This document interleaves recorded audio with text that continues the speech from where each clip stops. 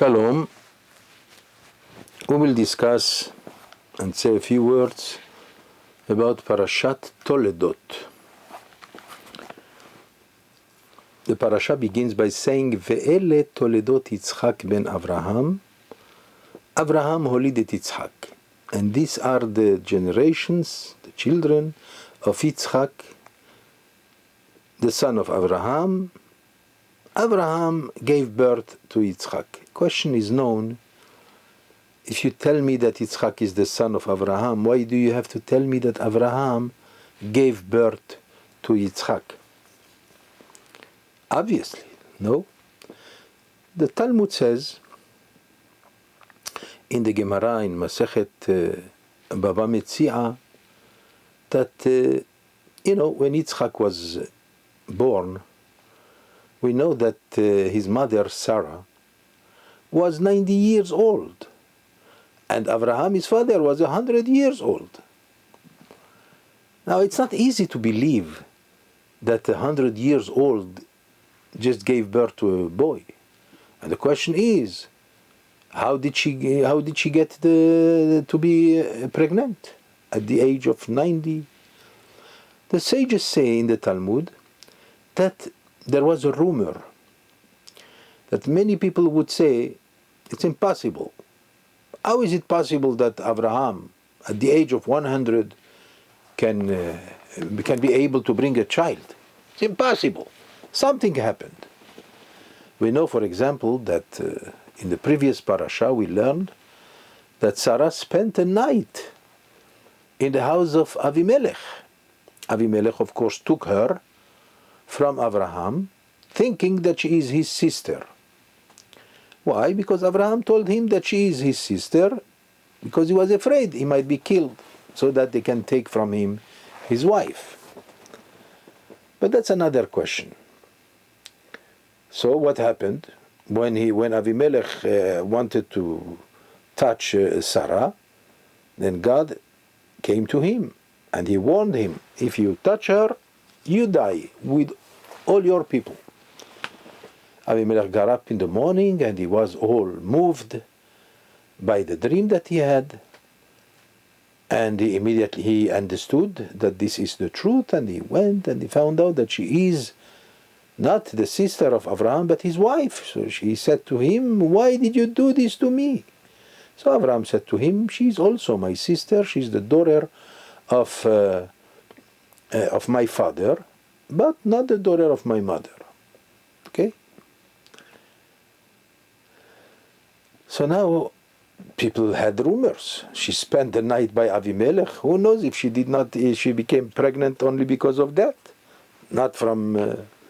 What the Gemara does not mention, by the way, is that if the question is how could Avraham at the age of 100 give birth, how is it possible? So at least you should have the same question also regarding Sarah. She was at the age of 90.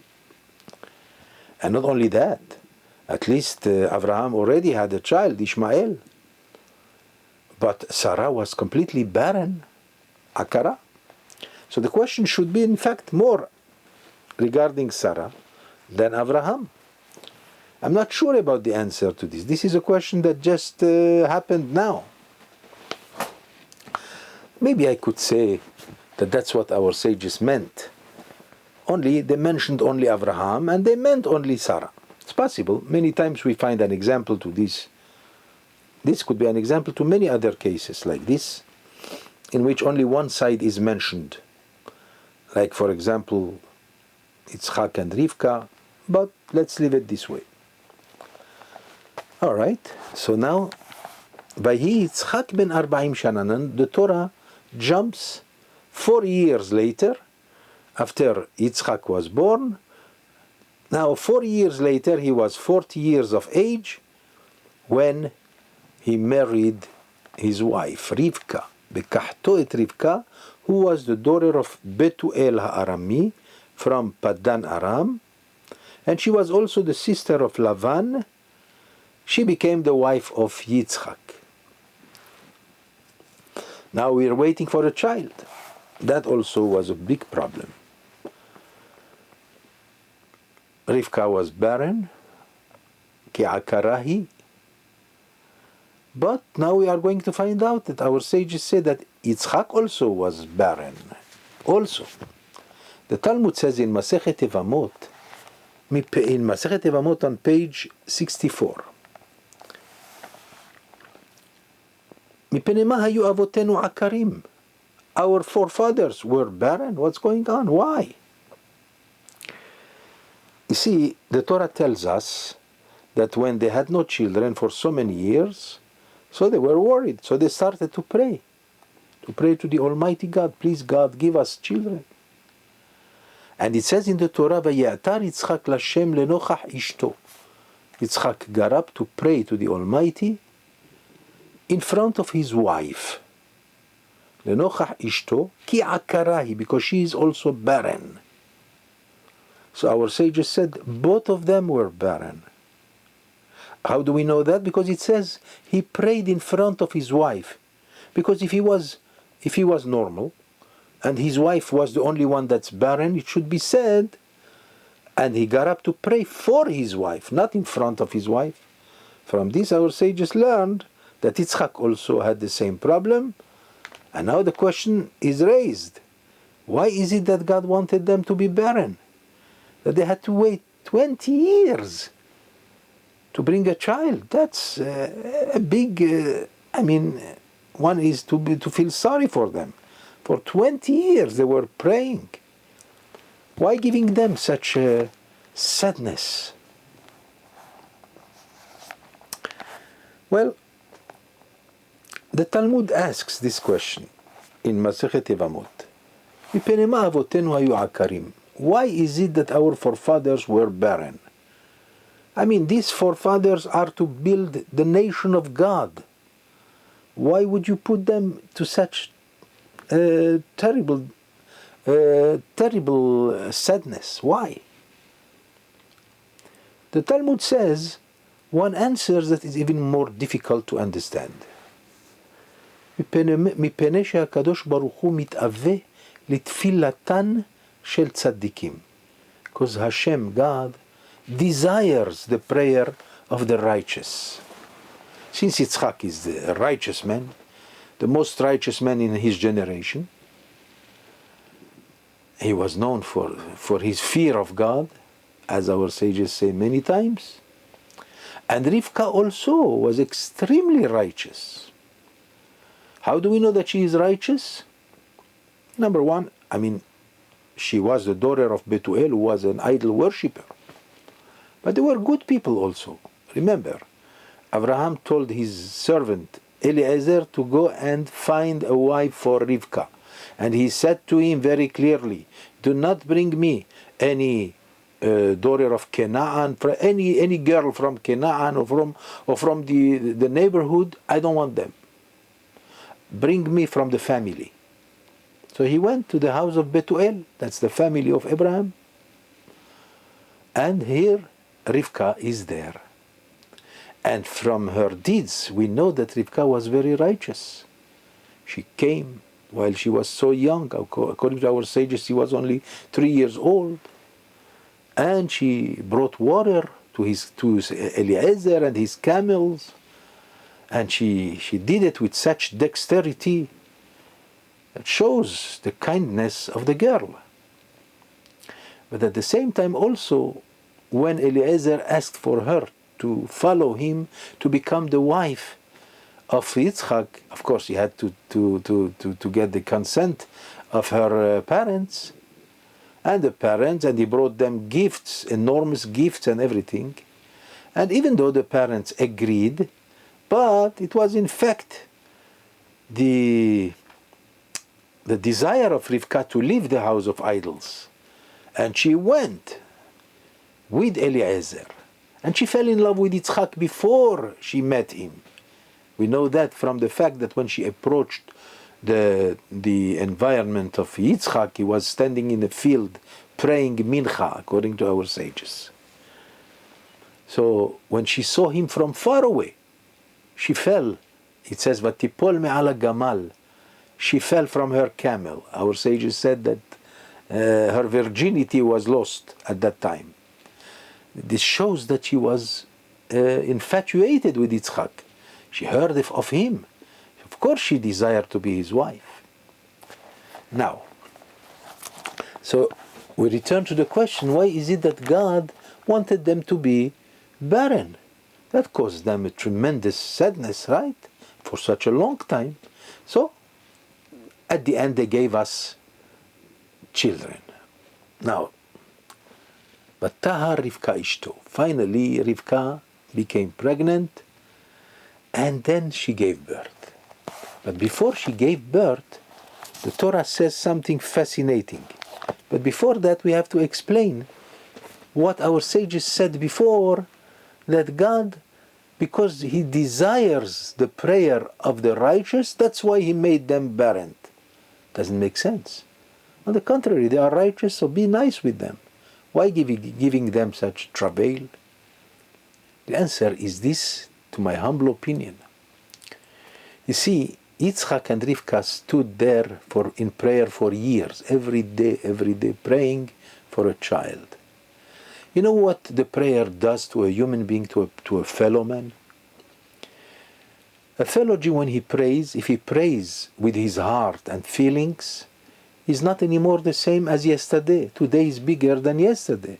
And tomorrow, again with the same prayer, he's going to become even greater and greater and greater and greater.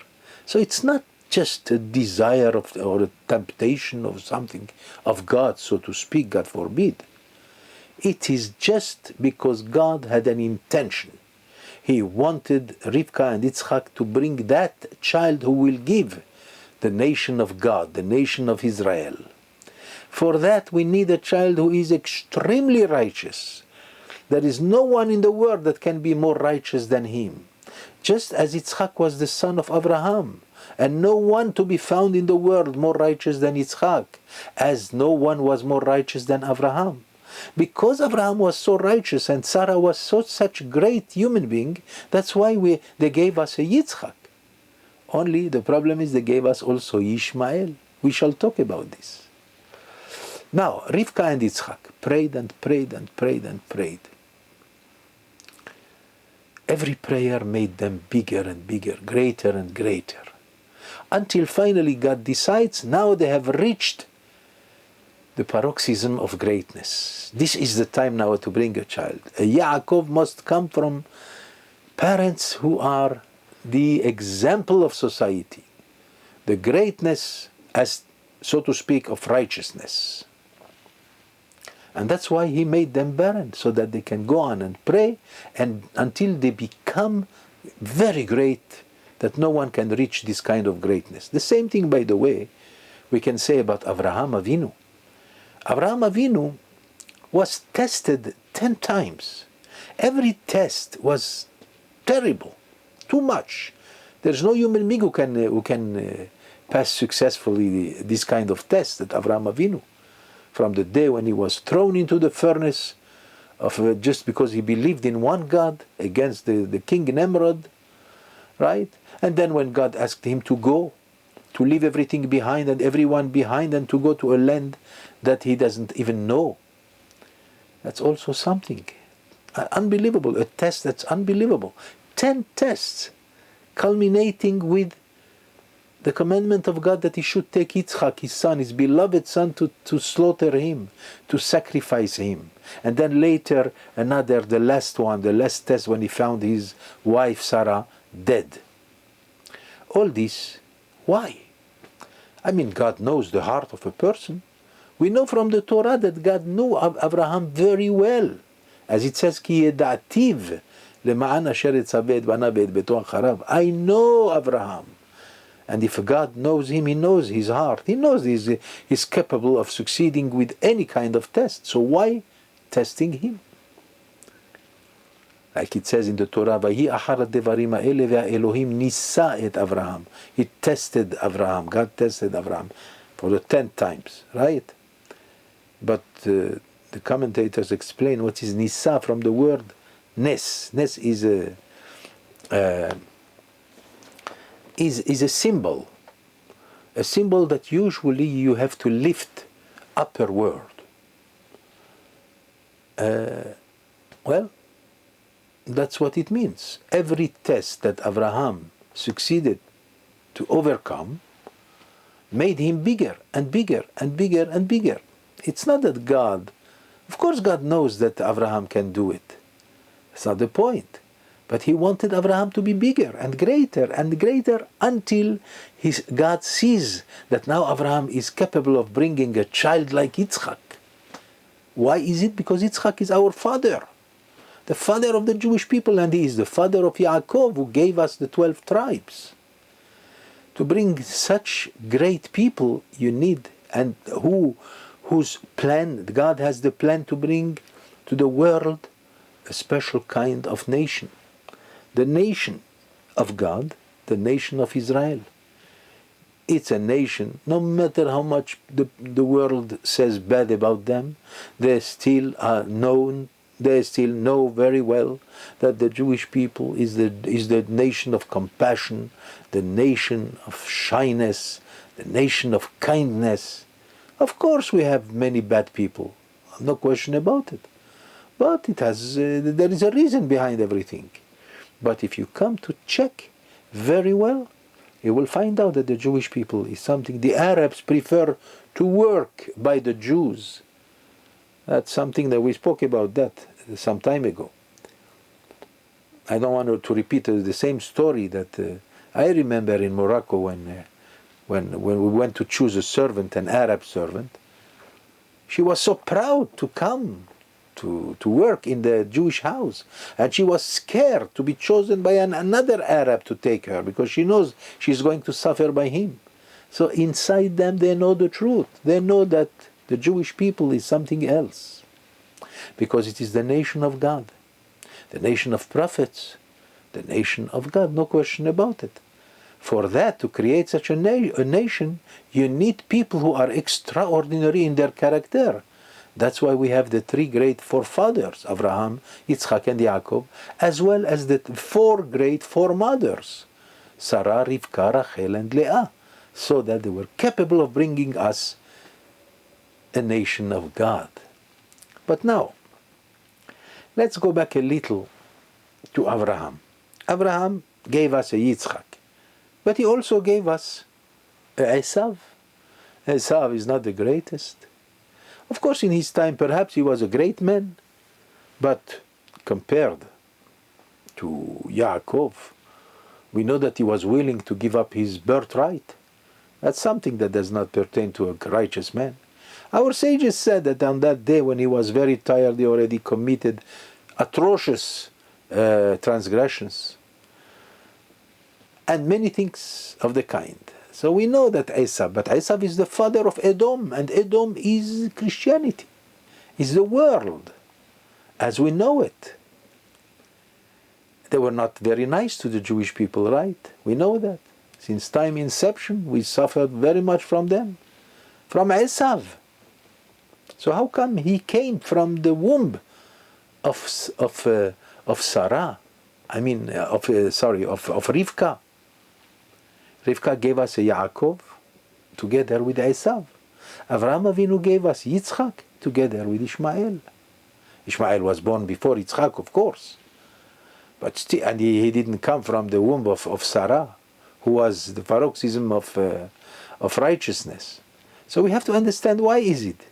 So I'm thinking about two reasons, which probably are the truth, no question about it. One reason is because God is interested in a world that has some kind of hope to exist. In the time of Abraham and Yitzchak and Yaakov, the world was permeated with idol worshipping and wickedness. God said, what am I going to do? To destroy the world again? He already swore he is not going to destroy the world since the destruction in the time of Noah with the flood. So, I have to bring someone who might bring some kind of hope. Now, Esav, as evil as he was to the people of Israel, nevertheless, the nation of Edom, the nation, Christianity, and other nations came from him. And they don't worship idols like we know it in the old time. And there was not that much wickedness in Christianity. There are many good things also, especially that they believe that they worship one God who has a son. But that's already something else. Same thing also with Ishmael. Ishmael became the enemy of the Jewish people. How much we suffer, even today we suffer from them so much. But at the same time, he is the father of that nation which was to become the Islam, to give to the world the Islam. And Islam is not idol worshipping. It's the worship of one God. According to Maimonides, it is a kind of worship that is crazy. But still, it's not anymore idol worshipping. Christianity is considered idols worshipping. It's Avodah Zarah, but not Islam. So, but nevertheless, we must admit that they brought to the world changes from the old time in which there was plenty of wickedness, right?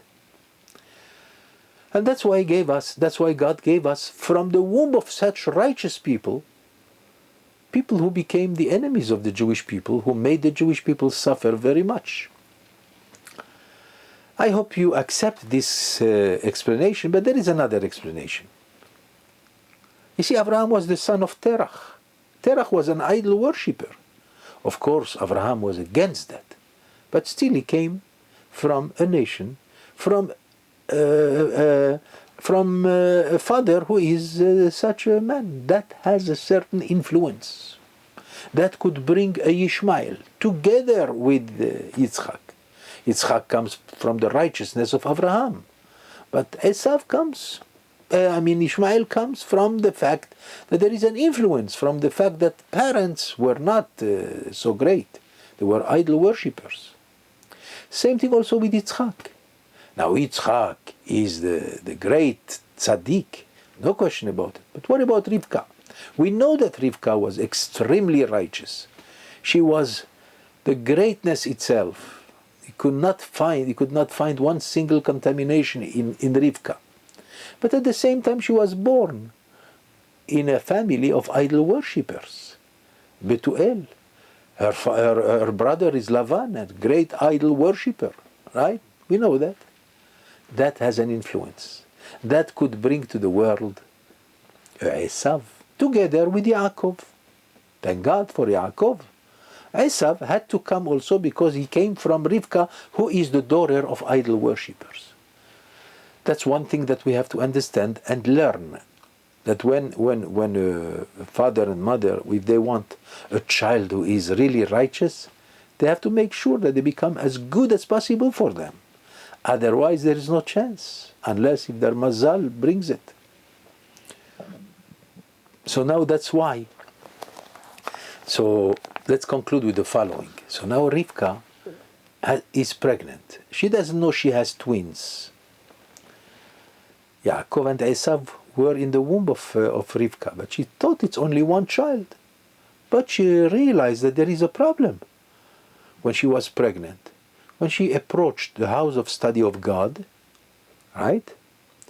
Then the child in the womb of Rivka wanted to get out, to be close to the house of God. She didn't know that he had a partner there, Esav. Esav, when she approached the house of idol worshippers, he wanted to come out. So she got scared. She said, well, I have a child who might be a falsity, who might be a liar. On one hand, he wants to be good. On the other hand, he wants to be bad. What's going on? So she went to seek advice. ותלך לדרוש את השם. ויאמר השם לה. She had the prophecy, our sages said, from the teaching of Shem. So he told her that God is saying, Shene goyim bevitnech, you have two nations in your womb. ושני לאומים ממעייך יתפרדו. Those two nations are going to come out from your womb. ולאום מלאום יעמד ורב יעבוד צעיר. וימלאו ימיה ללדת והנה תומים בבטנה. She gave birth to two. She finds out now that they are twins. ויצא הראשון אדמוני. The first one came out, אדמוני, ruddy.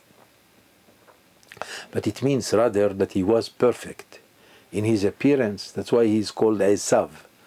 Our sages said Esav Asuyeh, that he was all made, all perfect. And he was followed by Yaakov. So again, we know the rest of the stories. We know the story has plenty to say. Esav finally separated from Yaakov, and all we have is Yaakov Avinu, whereas the nations are Esav. So, but now we understand why they were born from such people. Because anyway, those were the fathers of the other nations. Ishmael was the father of the Islamic nation. In the beginning, of course, there was no Islam. In his time, there still were Berbers that worshipped idols. But he was bringing them into the understanding that there is one God. Remember, he was still the son of Abraham. But at the same time, there was a great distance between him and his father, as the Midrash tells us. And Esav also, when he came to seek for the blessing of his father Yitzchak, he almost destroyed himself and the world when he saw that Yaakov took it from him. But that's a different story. We would like to conclude by saying that everything that God does is with a plan and purpose. Everything. Kol ma shebara be'olamo, nothing was missing. Everything, there is a reason behind everything. Remember, not many people think about this. From the womb of Rivka came out two different nations, one good, one bad. From the womb of from Abraham came out Yitzchak and Ishmael. What's going on? Trust Hashem, He knows what He does. But we believe that, as we know, our sages said that Ishmael did teshuvah. Esav, nothing is said about him. But at the end, the nations will become one, will join the Jewish people. I don't want to say much more about that, but our prophets were very clear about that. And now we are approaching that time. That's what we believe. Some say even this year, the year 5700 AD. But who knows? We're waiting, as we say, Ani ma'amin be'emunah shelema bevi'at HaMashiach. We believe that the Mashiach will come. Ve'af al pi she'itmahmea achake lo. Even if he is late, the Jew says, I shall wait for him patiently. Why? Because we trust in what God is doing, and whatever He does is good. Shabbat Shalom.